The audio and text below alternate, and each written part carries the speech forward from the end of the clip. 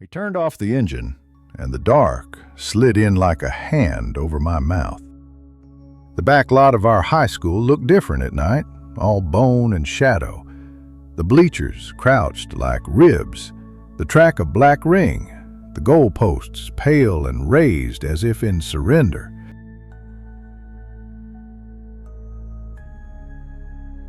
A chain-link fence ran the perimeter and hummed softly in the wind 1,000 thin voices. Somewhere a flag halyard tapped metal, metronome of a place that wasn't supposed to be alive after sunset. The car creaked as it settled, old vinyl complaining. With the parking lights off, the windshield became a mirror, and I could see my own face floating there. Painted lips, trembling mouth, a girl trying very hard to look like someone else. He'd been awkward with my parents, which I told myself was good, respectful. He smiled at the floor, shuffled his feet. But when I sat in his passenger seat and he pulled away from my lit house, his smile stayed, and his eyes didn't. He drove aimlessly past the diner, past where we said we might go, narrating nothing, his hands at 10 and 2 like he was auditioning for adulthood. He smelled like cheap cologne and winter air. The ashtray was cracked and winked a dead ember when the streetlights passed. I watched familiar streets recede in the rear view. Something in my stomach tilted. When he took the turn behind the school, he didn't ask. Tires on gravel, the crunch of entering someplace private for the wrong reasons. He parked beneath the shadow of the gym wall, where the one security light flickered a tired orange that made every shadow look twice its size. He turned the ignition, and the silence after was a new kind of weather. "Come to the back," he said, a suggestion. "No," I said, a matching shape. He smiled then, a pleased teacher's smile. "Come on." "No." The second no sounded different. It made the shadows lean in. He glanced past me at the field, then back at me like he was measuring the space between us, between the lot and the nearest house, between saying and doing. He reached over and brushed the shoulder of my dress with 2 fingers, as if I were lint he had found. My skin fizzed with cold. "Back seat," you repeated. "It's more comfortable." The door lock on my side clicked down. The sound was so small, it was the sound of the last thing a glass does before it breaks. I wrapped my hand around the handle and pulled anyway. Nothing. My breath fogged the windshield. The fog held my face and then erased it. "I said no," I said, but my voice was paper. He tilted his head like he was listening for something else. "Me yet," he said. "This is the part where you say yes." He leaned over, fast, a loop of motion, and his fingers closed around my forearm. They were very warm. They made a bracelet that fit too tight.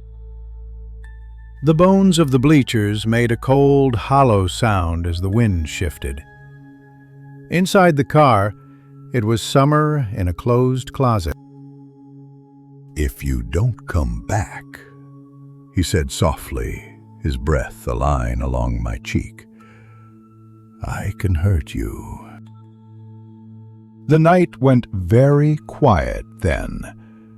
The gym wall pressed down. The track held its breath. My heart felt like I had left it somewhere else. I nodded. I shook my head. My hand found my phone in my coat pocket. like a small, sleeping animal. The screen lit my face and his in a wash of ghost blue. No bars. Then, as if the high school were a living thing that could decide, a single bar blinked to life. The phone buzzed. Mom, in white letters. "Calm, let me answer," I said. Calm now. A girl on a stage, remembering her lines. If I don't, she'll come looking. His fingers tightened, then loosened. He watched the door, the fence, the dark. He watched the lock. He nodded once, annoyed that the world had rules outside him. I answered. "Hey," I said, "my voice someone else's. Yeah, I cano. I forgot. I'll be home. Sorry, I'm on my way." My mother's voice came through like a thread through cloth. I had a bad feeling. Come home. Now. He drove me back fast, muttering a word he thought would make me small and sharp. The houses along my street were islands of yellow. When he idled at the curb, I didn't wait for the car to fully stop. The door opened this time. The air was enormous. I ran with it. Inside, my mother's hands found my face the way a person finds a light switch in the dark. She said she'd called because she felt the room tilt all at once, the way a glass tilts before it breaks. The bruises fingers would make hadn't yet surfaced, but it was already there, a shape my skin had agreed to remember. Years later, I still drive past that back lot. The school has new paint, a brighter light, a different fence. The wind still makes that small sound that is more than wind.